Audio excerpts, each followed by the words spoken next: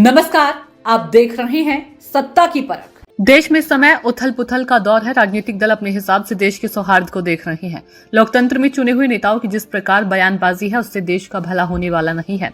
उत्तर भारत में जहां सत्तारूढ़ भाजपा के नेता हिंदू मुस्लिम का खेल को खेल रहे हैं, तो वहीं तमिलनाडु में भाषाई और परिसीमन विवाद को लेकर राजनीति हो रही है।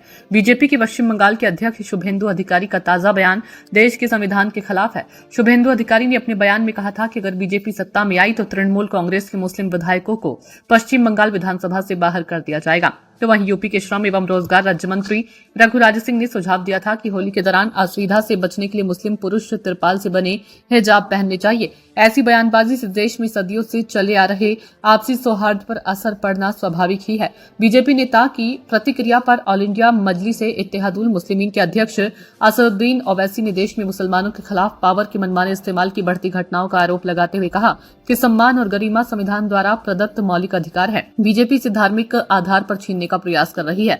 ओवैसी ने होली के अवसर पर घर पर ही नमाज अदा करने संबंधी यूपी के सीएम योगी आदित्यनाथ के बयान का जिक्र करते हुए संविधान के अनुच्छेद 25 का हवाला दिया, जो धार्मिक स्वतंत्रता की गारंटी देता है। ओवैसी ने कहा कि वह धर्म के बारे में यूपी के मुख्यमंत्री से नहीं बल्कि धार्मिक विद्वानों से सीखेंगे। ओवैसी ने कहा, एक मुख्यमंत्री कह रहे हैं कि जुमे की नमाज घर पर भी पढ़ी जा सकती है।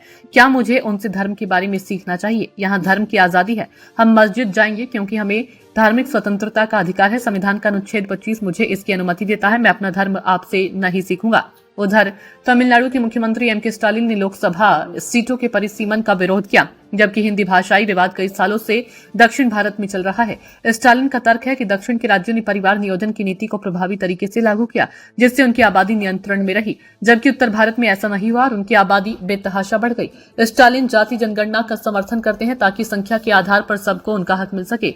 देखा जाए तो जातियों के साथ भी वही बात है। जो शिक्षित थे उन्होंने अपने परिवार को छोटा रखा और बच्चों को अच्छी शिक्षा दी। जो अशिक्षित थे उनके परिवार बड़े थे, इनमें पिछड़े व दलित अधिक थे।